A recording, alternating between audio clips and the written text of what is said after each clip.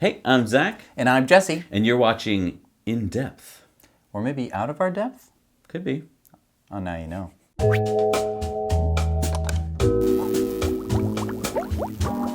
All right, so have you heard of this, Jesse? The Indiana Senate Bill 309.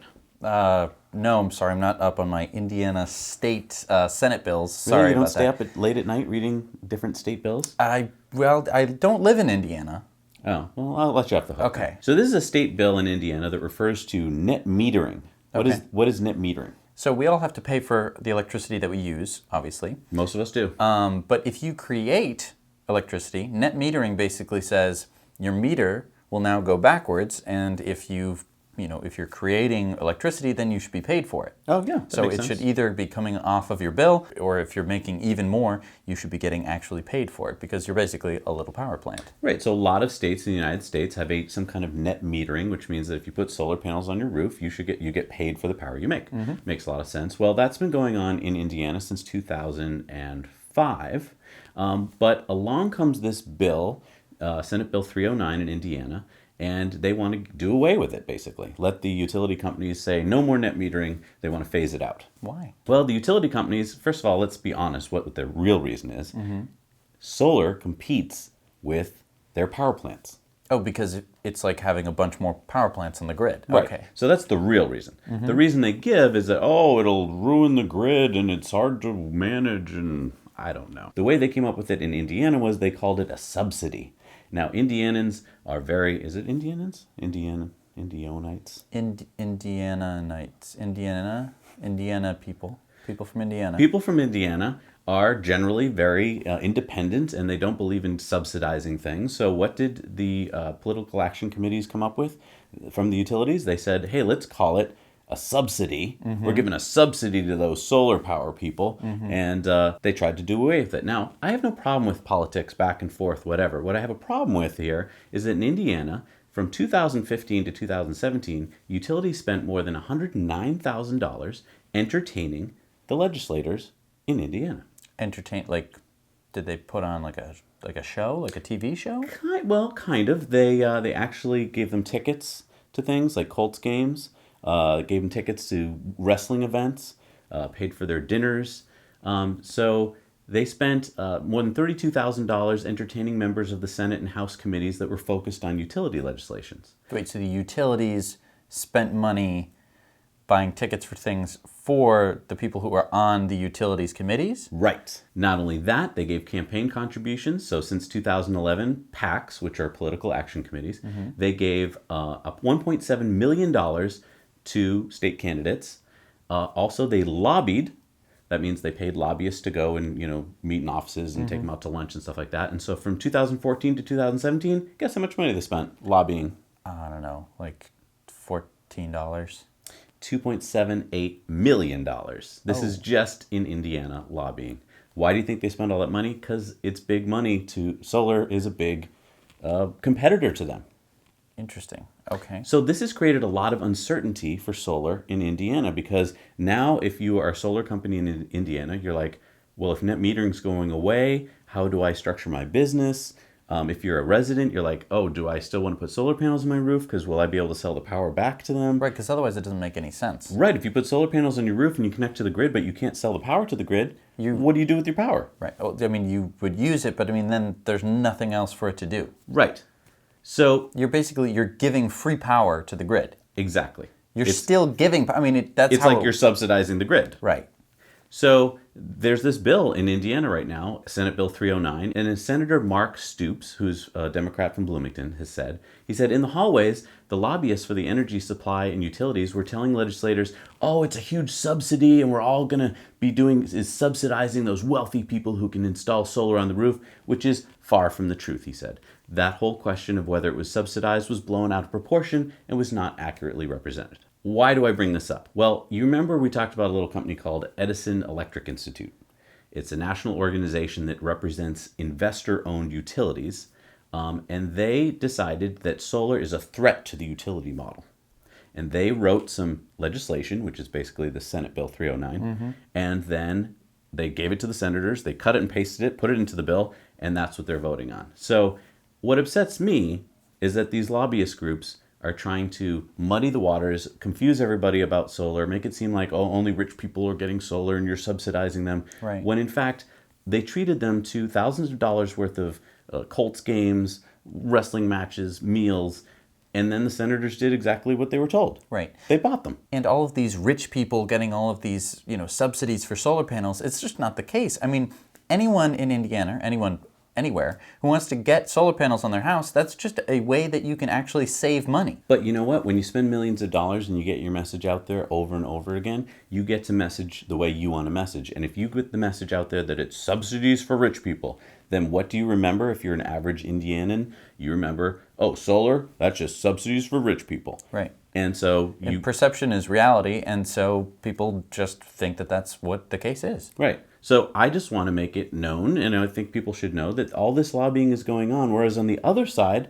there's not millions of dollars worth of lobbying coming from the solar industry. Right. Because there's not millions of dollars there. Right. It's not this big fat cat industry. Right. Now, you might be saying as you're watching this, Zach, I mean, this is Indiana. I live in Denmark, or I live in Florida. Why are you talking about Indiana? It's because this is just a microcosm of what's going on in the world. Mm-hmm. Let's look at something that's probably affecting you if you live anywhere in the United States. Yep. Let's watch this video here from Years of Living Dangerously, which is a series on National Geographic. Mm-hmm.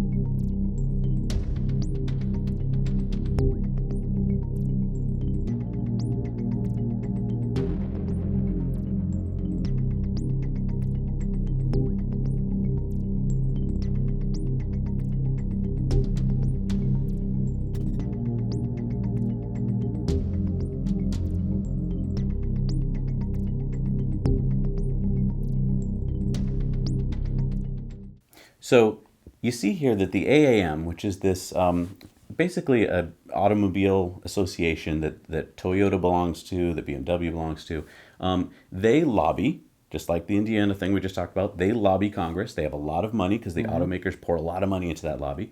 And what are they lobbying for here? They're lobbying to get rid of the CAFE standards, which are efficiency guidelines. Wait, I can't go to cafes anymore? Well, you can, but basically this is a limit on what automakers can create in terms of gas guzzlers.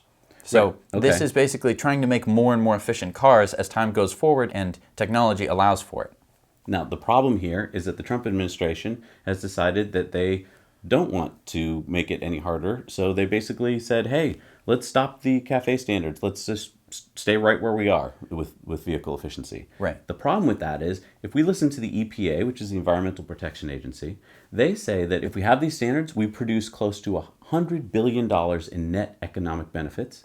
We'd reduce greenhouse gas emissions by 540 million metric tons. We would slash oil consumption by 1.2 billion barrels. And we would save consumers $1,600 over the lifetime of new vehicles. $1,650 over the That's true. lifetime of their vehicles. I mean, and that's simply because you're burning less fuel. Right. What's really upsetting to me is that these car manufacturers, they put out a green car, an Right. electric car, They say, hey, check it out, we have a Nissan Leaf. and aren't we green, aren't we awesome? Right. And I think it's to shut people like us up. It's so that way people can say, yeah, but they're making electric cars. Why are you mad? Right. It's and, because and then I can say, oh boy, I'm so excited to get my Bolt. Like, oh, that's so great. GM, what a great company. But let's try and put this in a little perspective, because I've always had this trouble like, well, gee, yeah, GM is making an electric car, or Toyota is making an electric car, but they're making their money on the ICE cars. On the gas guzzlers. Exactly. So let's talk about this for a second. We just touched in June one of the highest moments of oil production in the world. Oil consumption. That's right, 100 million barrels a day. I don't think that I can quite picture what 100 million barrels a day looks like. Because, I mean, a barrel of oil is more than I can really think about. I mean, it's huge. I mean, have you ever seen a full 55-gallon drum? That's big. Okay, well, Brent and Bobby, help me out here. Find me an ultra-large supertanker. Okay, good. Now, I want our audience to picture this. Well, in fact, Brent and Bobby, you can do this for us. Burn all the oil in that supertanker every half hour. So light it on fire. I don't even think that an ultra tanker full of fuel would burn in half an hour. I mean, like, if you lit one on fire, I think that it would take longer than half an hour to burn the whole thing. Exactly. That's crazy. That's what we're doing. That's what we're burning every half hour of every day, of every week, of every year, right now on this planet. So that I can't, and even that's hard to picture because I've never seen it. Right. I've never actually seen an ultra giant super tanker. Right. I mean, it's at such a scale that it's just hard to put into context. So let me give you some more context. Okay. So if we take the top 10 oil and gas companies and we take all their annual revenue for the past year in 2015, that would be 3.1 trillion US dollars. It's a lot of money, so much money I can't possibly wrap my head around it. But to compare that for a second, let's now take the top 10 technology companies. So like Apple and Google and... Let's add up all their sales for a year in 2015. That was 1.3 trillion. So we go from 3.1 trillion to 1.3 trillion. It's about 1/3 of the revenue of the oil and gas companies. Wow. That's pretty amazing. Okay, well then let's take this. The top 10 conventional automakers generate about $1.6 trillion in sales worldwide. So that's the top 10 automakers in the world, 1.6 trillion. If you took all of the oil and gas plus the conventional vehicle sales, they would add up to over $5 trillion of a year, per year of business. So I mean, when we're talking about lobbying and we're talking about people trying to, put the kibosh on electric cars, on solar, on wind, on any renewables, anything to do with the environment, basically it's because of this $5 trillion. Yes. It's a cash cow every year. They're just milking it. They have so much money to throw at problems like this. I mean, just $1 million to a politician to make him vote a certain way is cheap, easy money when you're making $5 trillion a year. And if you can keep the curve from going like this to going just a little slower like that, that's years more. That slice is just trillions of dollars that you're just milking in. Now that trillions of dollars equates to millions of gallons of gasoline burned, all of these cars that are going to, be burning the gas. And it's just, it makes me upset. Yeah, and a lot of people write to us and they're like, stop being so upset, Zach and Jesse, at, GM. They're making the bolt. They're trying. This isn't going to happen any faster. Just wait for it to happen, blah, blah, blah. And it's like, the reason we're mad is if they took the money and spent it on the right things, we would get this curve happening way faster and we would stop spending trillions of dollars on oil, gas, and conventional cars. Now, I want you to think for 1 second here. What if we were to snap our fingers and go to electric autonomous cars right now?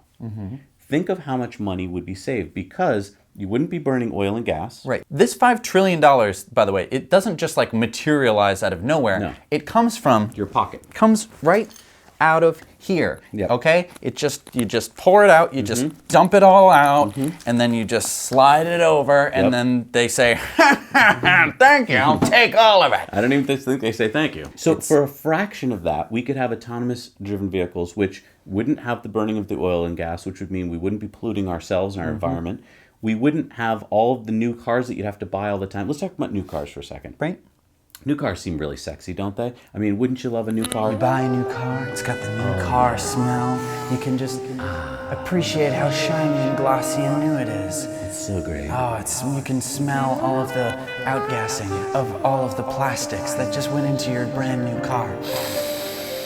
But I have to have a new car, Jesse, because my neighbor has a new car, Right. and my car's kind of dingy. Right. So I need a new car. And I mean, we've been sold on this idea, this allure of the new car. It's going to make you feel so much better. And most of the time, I mean, most people that are buying cars are not buying brand new cars off the line. Let's be honest. And so that's why when we talk about the Model 3 and it costs $35,000, most people are like, $35,000? That's a lot of money. If you actually look at it, the average cost of a new car in this country is $32,000. Yeah. For a new car, Yeah, $32,000. So the Model 3 is just about average. And when you do get a new car, if you do get a new car, I mean, it's new for about, 2 weeks? And then right.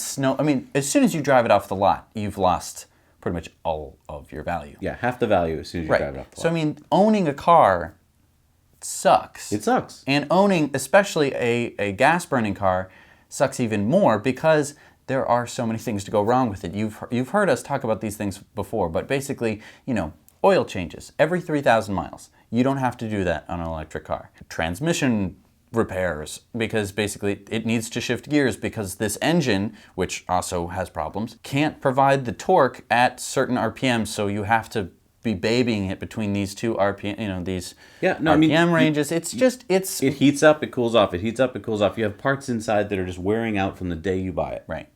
In an electric car, there's very few moving parts. Right. And so there's really not much to wear out, and everything is designed to last a whole lot longer. Right. I mean, GM sells the Bolt. The Bolt, and it's the first electric car that they've actually come out with. The Bolt is their most reliable car. Right. They've been making cars for decades. They have 16 different models. The Bolt is now their most reliable car.